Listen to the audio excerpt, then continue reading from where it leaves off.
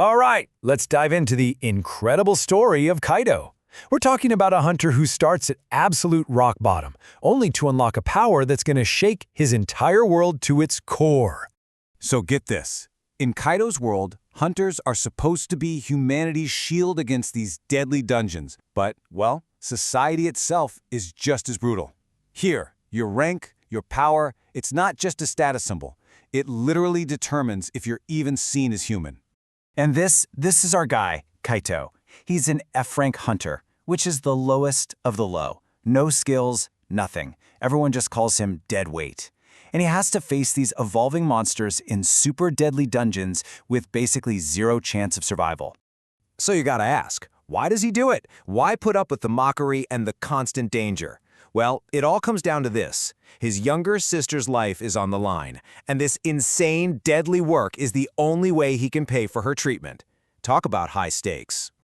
Everything just falls apart during what was supposed to be a simple, low-rank raid. Kaito's own team leader makes a ridiculously cruel choice. To save their own skins, they decide to sacrifice their weakest member. They literally push him forward, leaving him to the monsters. He's totally overwhelmed. I mean, he tries to fight, but it's completely hopeless. He's torn apart, and his world just fades to black. And it really seems like this is the end.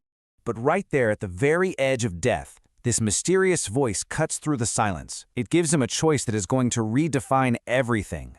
Live and become something more, or die and be forgotten forever. He chooses to live. Of course he does. And in that one moment of pure, raw desperation, something that was sleeping inside him just wakes up. A system appears, unlocking a hidden ability that nobody, especially not Kaito, even knew he had. And the power he unlocks, it's called the Aether Core. Now, this isn't just some simple power-up. Think of it like an ancient, evolving engine. The more Kaito fights, the stronger he gets, creating this insane cycle of growth. It's a power that completely breaks all the rules of his world. You can almost feel it, right? This ancient energy floods his entire body. His heart literally restarts. His catastrophic wounds heal in a blink.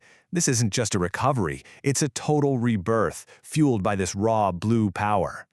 And just like that, the tables are turned. What was a desperate fight for survival becomes an effortless slaughter. In just a few minutes, Kaito completely flips the script, going from prey to the apex predator, dominating the very monsters that just killed him.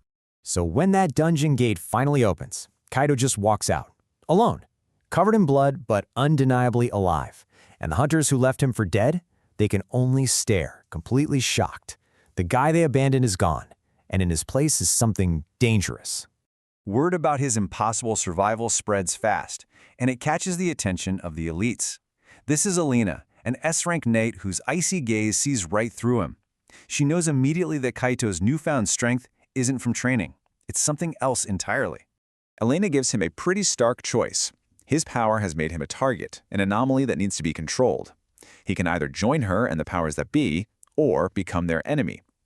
Kaito accepts, knowing he needs allies to figure out what's happening to him. But Kaito and Elena aren't the only ones who've noticed this power surge. Far, far away, a warlord named Zeraf, the guy behind the dungeon outbreaks, he just smiles. The Aether Core's return is exactly what he's been waiting for.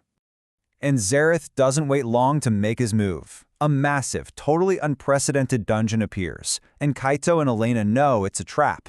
But they go in together anyway, walking right into the lair of the man pulling all the strengths.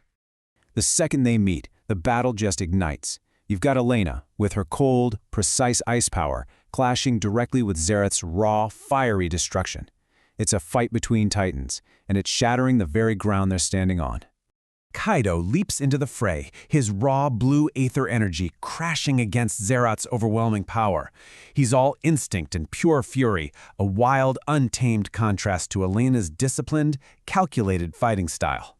But here's the thing, even together, they're no match. Zerat's power is just on a whole other level. He's pushing them back relentlessly, and Kaito can feel his newfound strength just draining away. It feels exactly like that first dungeon, like the end is coming. Just as he's about to collapse, a memory of his sister flashes in his mind. Her smile, her own fight for life. She's the whole reason he's doing this, the one thing that will not let him give up. And that desperation, that sheer force of will to live for someone else, it causes the Aether Core to respond. It surges with this unstable, explosive energy, pushing way beyond its known limits. Kaito's eyes start glowing brighter than ever. And Zerath? He doesn't look scared. Instead, he smiles. He sees this eruption of power not as a threat, but as entertainment. He's intrigued, almost daring Kaito to show him the full, untamed potential of the Aether Core. Kaito unleashes every single thing he has left in one final, cataclysmic attack. A blinding explosion of blue energy just engulfs the entire battlefield, shaking the whole dungeon to its foundations. And then, silence. As the light fades, Kaito is left standing, barely conscious. Zerath is gone. But just as he's processing the fact that he survived, that same system voice whispers one more time, delivering a pretty chilling message. This was just the beginning. And that leaves us with a really fascinating question, doesn't it? Kaito started all of this just to save his sister, but now he's unlocked a power that's got the attention of gods and monsters. So what happens next when a boy who was once nothing becomes a force that could literally reshape everything?